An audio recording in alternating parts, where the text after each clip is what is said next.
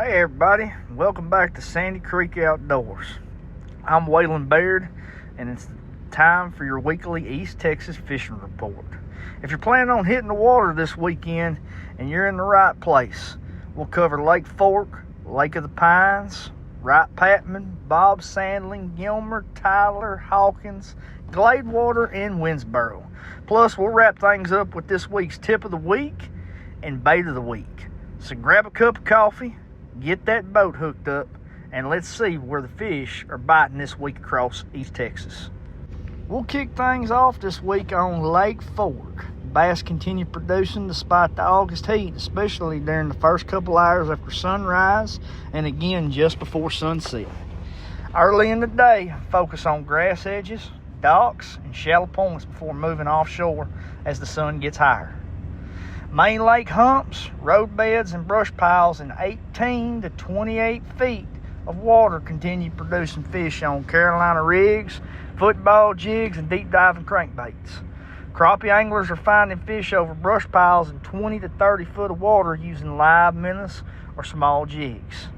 Over at Lake of the Pines, bass remain positioned around creek channels and submerged timber during the heat of the day.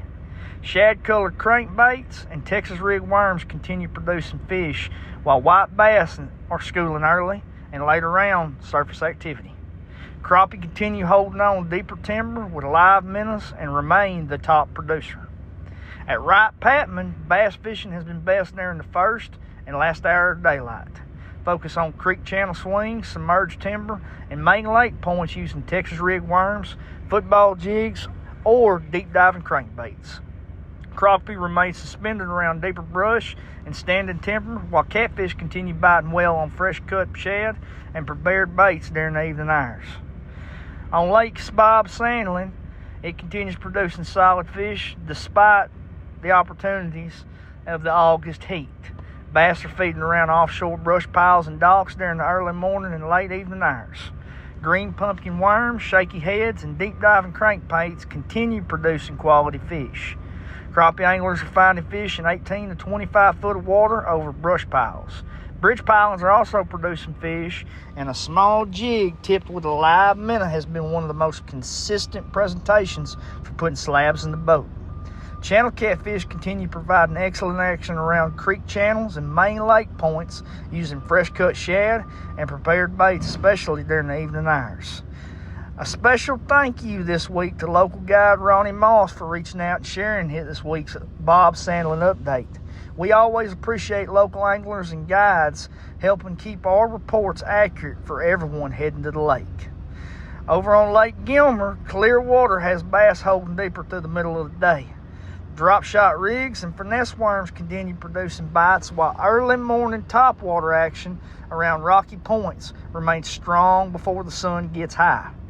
On Lake Tyler, it continues producing quality bass again despite the August heat. Early mornings have been best around docks, grass edges, and shallow points before fish move offshore. As the day progresses, target brush piles and humps and road beds in 15 to 25 foot of water using deep diving crankbaits, Carolina rigs, or Texas rig worms. Crappie remains steady around brush piles, white bass are chasing shad during the mornings, and channel catfish continue biting on fresh cut bait during the evenings. Lake Hawkins continues producing crappie over brush piles and standing timber in deeper water. Bass anglers should focus on creek mouths and offshore points throughout the day. On Lake Gladewater, bass fishing improves dramatically around sunrise and sunset. Weightless soft plastics around docks continue producing fish, while bluegill remain active around shallow cover, making a great option for families and young anglers.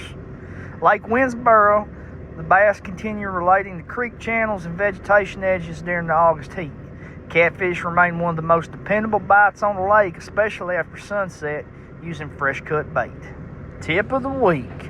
This week's fishing tip: fish the shade. When East Texas temperatures climb into the upper 90s and even triple digits, shade becomes one of the most valuable pieces of structure on the lake. Boat docks, bridge pilings, and overhanging trees, lily pad edges, and standing timber create cooler, lower light ambush points where bass can conserve energy while waiting on bait fish. Instead of making random casts around a dock or a tree line, slow down and target the darkest pockets of water or shade. A few degrees of cooler water and a little less sunlight can make all the difference during August. Bait of the week. This week's bait of the week is the deep diving crankbait. A Strike King 6XD or 8XD in sexy shad or citrus shad is an excellent choice for covering offshore structure this time of the year.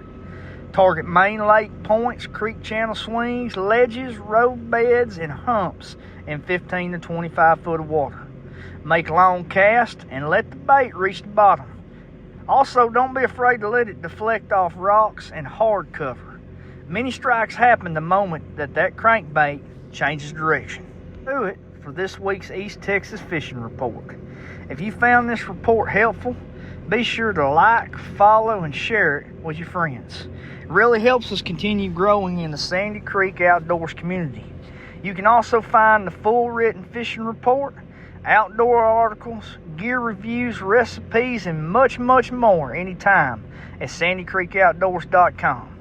If you're a local guide or angler and have information you'd like to feature in a future report, we'd love to hear from you. Your local knowledge helps make these reports even better for everyone across East Texas. I'm Waylon Baird with Sandy Creek Outdoors. Thanks for listening, and tight lines. God bless, and we'll see you on the water.